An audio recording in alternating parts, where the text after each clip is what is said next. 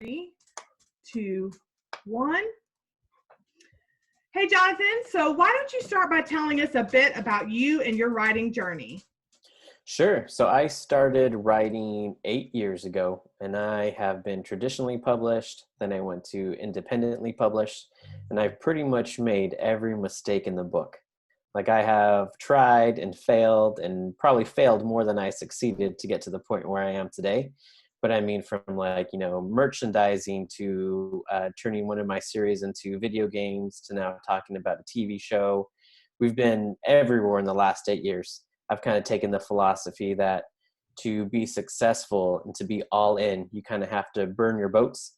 That comes from like the saying when invaders are going to go conquer a new land, they would Oh, burn their boats, right? Because there's no going back. This is it. This has to work.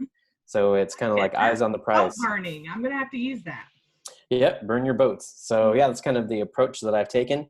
And then, I'm just so grateful to readers who have become friends and almost like family to support me in this process. And it's really worked out.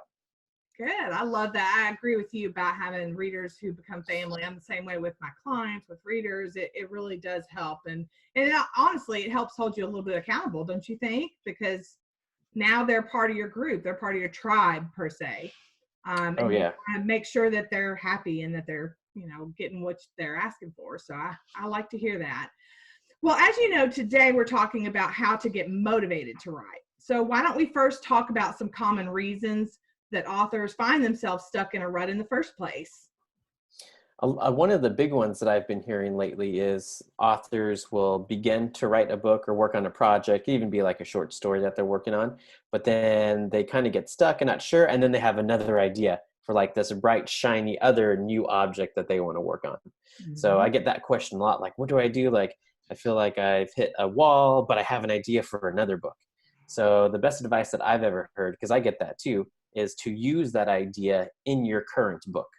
So I write a lot of sci-fi right now. So I'm writing science fiction. Think of like Jason Bourne, but like a futuristic Jason Bourne.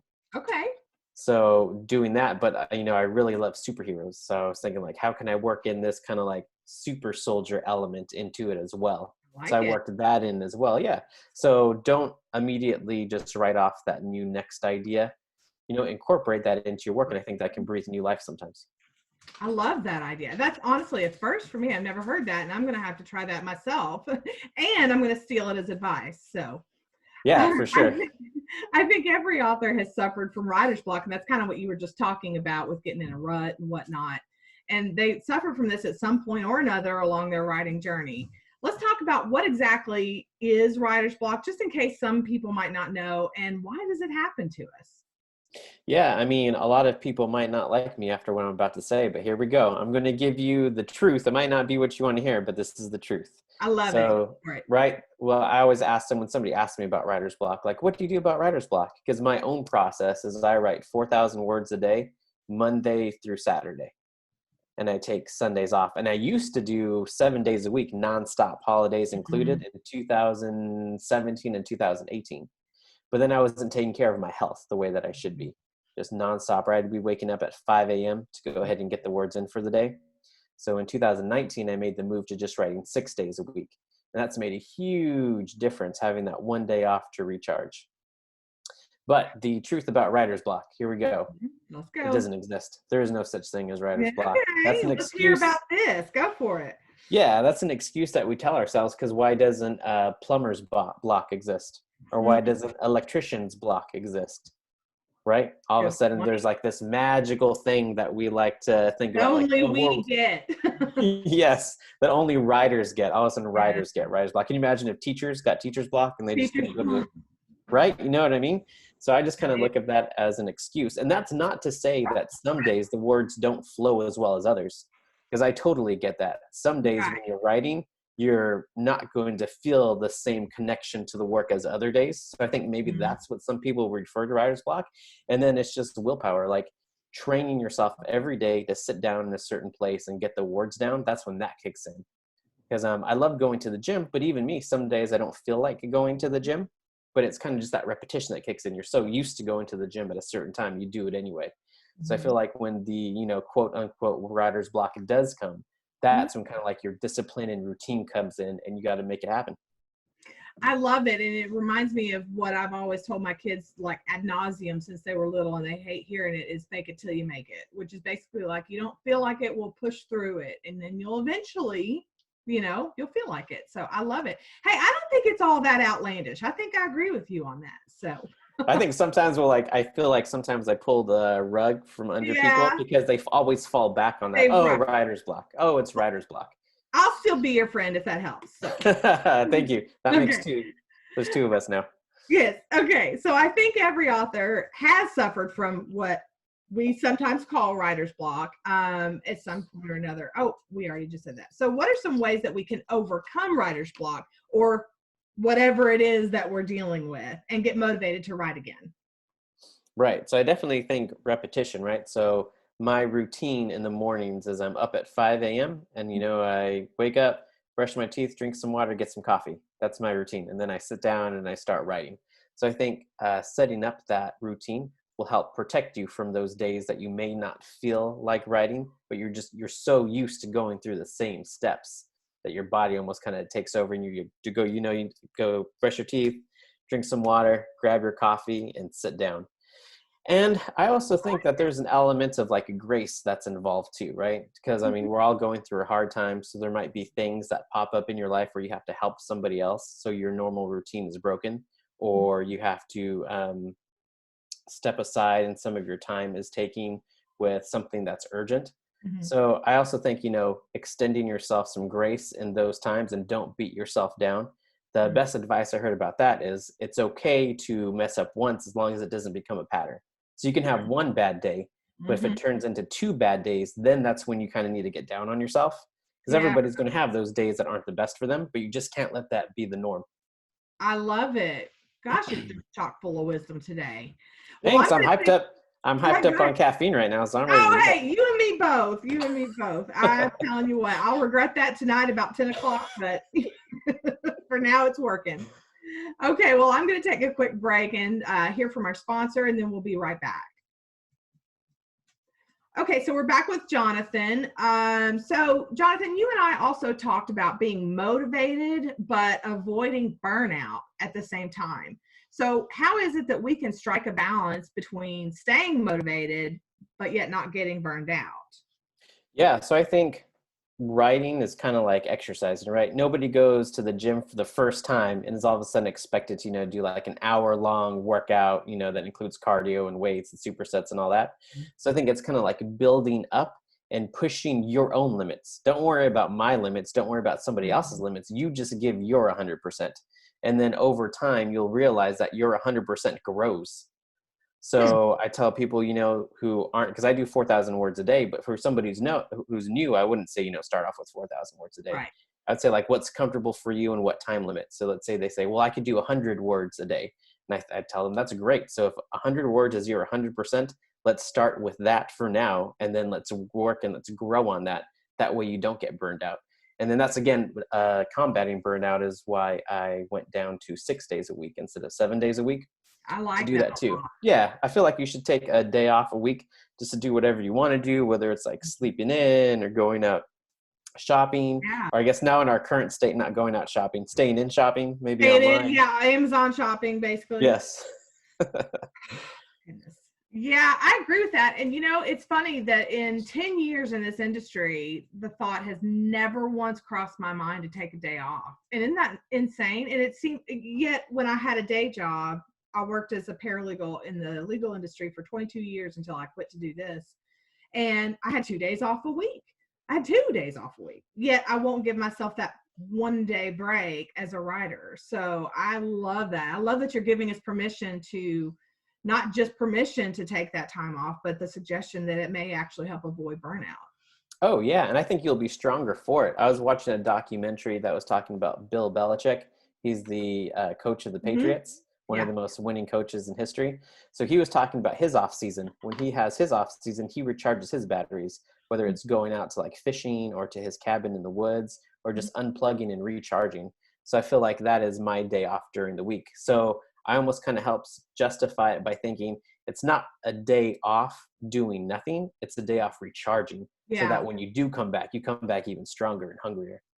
I like it. And I think I'm going to not only implement that myself, but I may start incorporating that with my clients, because I really, and I also, it resonated with me when you said, when you ask people how many words is comfortable for you for writing in a day. That's one of the key questions I ask authors in my initial consultation is, how much do you write a day? How many words do you write a day on average? Like, what do you feel comfortable with? But I hadn't thought of it in the terms that you just said, as in, okay, well, that's where we need to be then. So those are all really, really great tips. And speaking of tips, your book, Get It Done, talks about how to, quote, fail better. So you absolutely have to explain what this means and how we can apply this in our lives.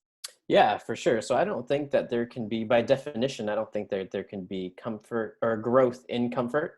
Mm-hmm. Like if you're comfortable, that doesn't usually mean that you're growing a whole lot. And same thing with you when you're failing. When you're failing, that means you're trying something, right? That you're not usually that great at maybe, and you need to learn. You can only learn through failures and success. Mm-hmm. So as many times as I failed, and I have failed a lot. Like I'll give you an example. Are you familiar with BookBub? Yeah. Mm-hmm. So I took 66 rejections from BookBub before they gave me my first yes. 66. I gave up after the first one. So. Don't give up. Don't give up that yes. So think about it like this. Every no gets you closer to a yes. It's the same with querying and publishers and everything. Yes. Same thing. Yep. I don't know why I didn't apply it to that, but I was like, No, for sure. I actually feel like I'm not trying hard enough if I continue to hear yes. So if everybody's telling me yes, yes, yes, and I'm like, whoa, maybe, what's happening? Yeah. I need to dream bigger. I'm not dreaming big enough yet. Like I'll give you an example. For the movie project, I had approached a company to have a call to talk about the film, pushing the film forward. Mm-hmm. And they had told me, they took the call, said they weren't interested. And, it just wasn't for them. And they were super nice about it. So I just kept on grinding, 6 months. It making contacts to keep going. A no, usually, well, if you're in the right mindset, a no could and should be a motivator. Yeah, no, for sure. So 6 months later, I'm continuing to build this project. We're talking to people anywhere from like John Cena to LeBron James, and like more and more people are getting interested. Their directors and producers and writers getting interested. 6 months later, this person who had told me no over the phone asks me to come in for a meeting. That's great. Right. And like that would never have happened if I had just given up that first phone call. Right. So in terms of failing better, is that what we're talking about here? Is if we fail or don't hit a mark that we've set for ourselves, just to basically keep going and let that be a motivator? Is that what you're saying?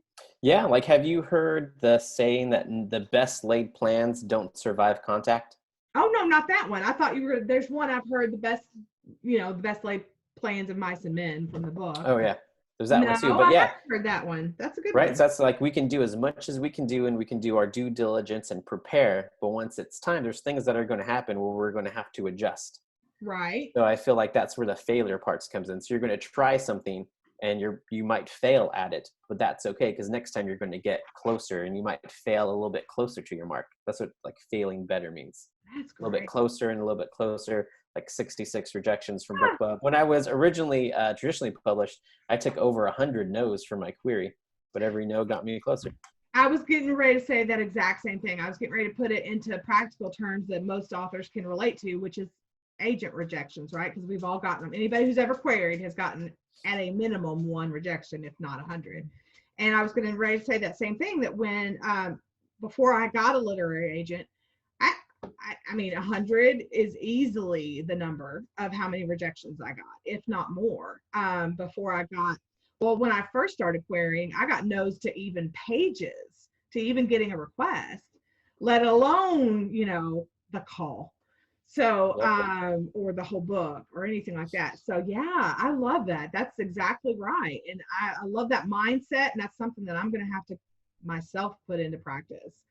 And incorporate with my clients. You're going to have to join me one day with some of my clients or something. You've got some great advice. Yeah, for sure. I'm just hanging out. I'm sorry? I said, yeah, for sure. I'd love to. Absolutely. I'm just hanging out. I'm not going anywhere. We'll partner up, exactly, because we got nothing else to do we? All right. Well, before we go, are there any parting words of wisdom or anything that I didn't cover that you want my listeners to walk away from this podcast with?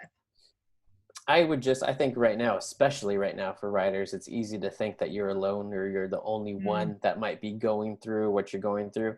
so So I would true. tell them that you're not alone. If you feel down about rejections, look at how many rejections Stephen King got. If you feel bad about bad reviews, go to J.K. Rowling's books and look at her 1-star reviews. So wear those as badges of honor. Nobody thinks less of you because you're struggling. We all struggle to a certain extent, but I would just encourage you to get up, that you're not alone, and that there are great things waiting for you on the other side of fear. What a great note to end it on. Thank you, Jonathan, so much for joining us on the show today. It's been a great and full of wonderful, positive information that I can't wait to implement for myself, let alone share with my clients. So thank you for that. Thanks so much for having me. Okay. Okay. Well, they'll stop it there, but I can never find a stop button.